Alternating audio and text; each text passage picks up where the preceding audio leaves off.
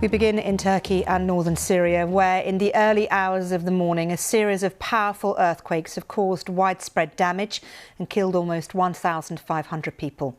Many thousands more have been injured, and an unknown number of people are still missing. The biggest tremor had a magnitude of 7.8 with an epicentre in Turkey's Gaziantep province, which borders northern Syria. It came just after 4 in the morning local time. But there have been almost 30 other shocks in the region, all powerful enough to magnify the damage. The earthquake was felt 700 kilometres away in Gaza and in Egypt. Well, Turkey has declared a state of emergency. The Syrian government is also taking emergency measures, but the response in that country is being made far more complex by the effects of civil war. Now, while Turkey's allies, including the United States, the European Union and NATO, have offered help, there have been far fewer offers for Syria. In fact, many Western countries have shunned its governments for its actions during the civil war, but they also consider many of the opposition rebel groups to be terrorist organisations. Well, the casualty figures are simply horrific. Turkey's President Erdogan says at least 912 people have died in his country, with nearly 5,400 people injured. Well, Syrian government figures say at least 326 people have been killed. And the White Helmets Rescue Group, which operates in opposition-held parts of Syria, says more than 221 people are known to have died in those areas, with thousands missing and thousands of buildings having collapsed. Those figures, though, are certain to rise. Well, let's cross live now to Lina Sinjar, who's our correspondent in Beirut. And Lina, before we go on to talk about what happened, I believe you felt the earthquake, didn't you? Certainly, it was really the early hours of the morning here in Beirut. With the difference of timing, it was like around 3 a.m., 3:15 a.m. in the morning, where I felt the whole building was shaking, and items moving, chandeliers moving in the ceiling, and then some stuff like falling on the ground. It was certainly the quickest, the hardest earthquake that we've ever felt in this region. Was a reminder of the explosion in the port of Beirut, in 2020, but far more, in the scale of it, basically. But luckily, in Lebanon, there are no casualties or any damages reported in comparison to what we are seeing and, watching happening both in Turkey and in Syria. Absolutely, Lina. Let's talk about what happened in Turkey, because the devastation there is horrendous. It is. And, as we talked, just like, in the past hour or so, there were reports of another earthquake hitting central Turkey. So we're still waiting to hear, if it caused any damage. But the aftermath of the early morning one is massive. It hit the province of Gaziantep. Hitting at least 10 cities there on the stretch of the borderline with Syria. Turkey is a country that is prone to earthquake. It's learned how to deal with it by living it over years and years, and develop its infrastructure, its response mechanism, its health system. Yet the scale today is like sending made the country call for international support to arrive, and many countries have already announced its readiness to come to Turkey for rescue operation. We've heard an earlier government official saying that Azerbaijan is already sending 400 of its rescue team, experts in rescue operation. Other countries will follow suit, and we will know about them as they're announced throughout the hours of the day. But the images coming from Turkey are, shocking. People had to run, sometimes barefoot in the early hours of the morning at a time of a winter storm that is hitting the whole region. They had to come out in the cold, sitting in their cars, or even standing in the open air to seek shelter. And let's talk about Syria. Of course, parts of Syria have also been hit. The situation there is a bit more complex in terms of getting information out and indeed help in. Well, definitely there are information coming out, but scattered between the government and opposition-held area. There are incredible, rescue teams and volunteers who are in, the opposition area who are reporting the situation, but calling it a natural disaster. It's beyond their capacity to help. Don't forget that in northern Syria, right by the border of Turkey, this is an area that was facing heavy bombardment by both government and Russia over the past decade, destroying its infrastructure, destroying its hospitals. And what is left is barely minimum to help the thousands who are in need at the moment. They're calling for aid, they're calling for international communities to support them. But it's hard to tell at this moment if any of the aid coming to Turkey will manage to cross the border and help those in need in Syria, mainly in refugee camps and, poorly, infrastructured area.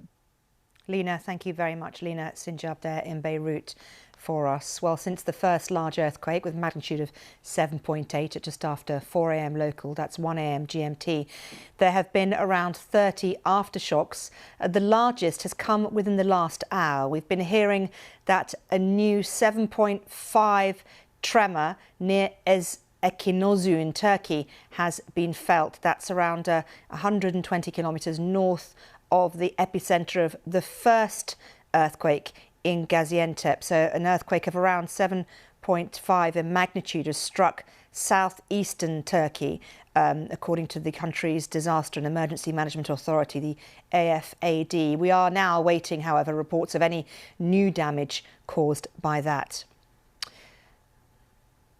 Well, let's cross live now to Istanbul and speak to the BBC's Emre Tamil, who is there for us. And Emre, give us an understanding of what has been happening in that area where the first earthquake hit this morning. First of all, a second massive earthquake in Turkey less than an hour ago, as you said. Its center was in southern province of Kahramanmaraş again. Turkey's Disaster and Emergency Management Authority announced its magnitude as 7.6 and emphasized that it's a new earthquake, not an aftershock. Details are still coming in. The first quake was centered in Pazarcık district of Kahramanmaraş province and struck at 4:17 a.m. local time. The magnitude of this first quake was announced at 7.4 at first, then revised at 7.7, and as Turkey's President Recep Tayyip Erdogan emphasized that it is the second biggest earthquake in Turkey's history. President Erdogan said the death toll rose to 912 in 10 provinces. He also added that 5,385 people were wounded, 2,470 people were saved from the rubble as a result of the rescue efforts. However, as he said, I quote him, "I can't predict how much the death toll will rise as search and rescue efforts continue," he said, and the number of buildings which has been destroyed is close to 3,000.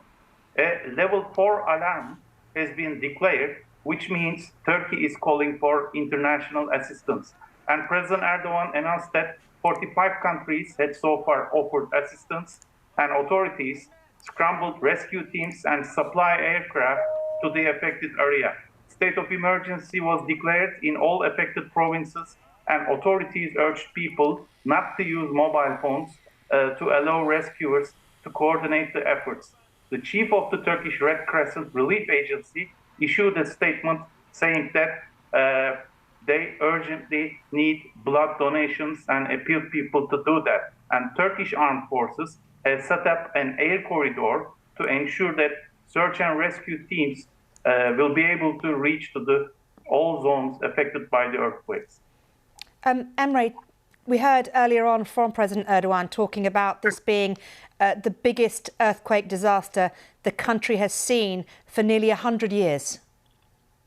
Yes, Turkey is among the most earthquake-prone countries in the world, and this is the second biggest earthquake in Turkey's history. The biggest one was in eastern province of Erzincan in 1939 with a magnitude of 7.9, and this quake claimed more than 30,000 lives.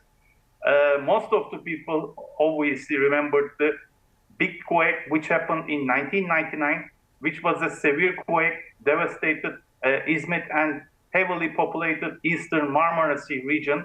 near Istanbul, country's biggest city. This quake killed more than 17,000 people. And obviously, as President Erdogan said earlier, authorities is really fearful that that toll can rise. And of course, we were mentioning earlier on, you mentioned earlier on, as the earthquake hit, the weather had at that point turned extremely cold, which of course is making the rescue operation and conditions for those who have survived very difficult indeed. Yes, it's really difficult because earthquake hit at a very early time, 4:17 local time, and obviously we're in the middle of the winter, freezing conditions. In these regions, we are talking about eastern Turkey and southeastern Turkey. Winter conditions are really sharp, and which makes rescue efforts difficult than ever. Okay, Emre Tamil from BBC in Istanbul. It's good to talk to you. Thank you very much. Well, the tremor may have happened before dawn, but the dangers caused by the damage to buildings remain very active. Just take a look at this. It's an apartment block in Halilay, just 100 kilometres from the epicentre.